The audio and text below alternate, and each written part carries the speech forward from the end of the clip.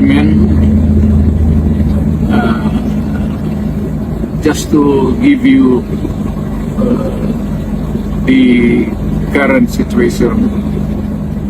I am about to land sa Hague.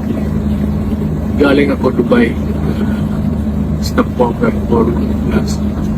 It's a long haul, it's a long flight. Okay ako. Do not worry. And I think this is something to do with the law and order noon. At sinasabi ko naman sa mga pulis, military na trabaho kayo at ako ang managot. So ito na nga, for all of the whatever happened in the past, ako na yung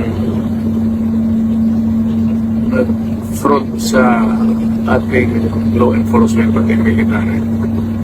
Sinabi ko na I will protect you and ako ang managot sa lahat. This will be a long legal proceedings. I say to you, I will continue to serve my country at so be it. Kung gano'n na destiny ko.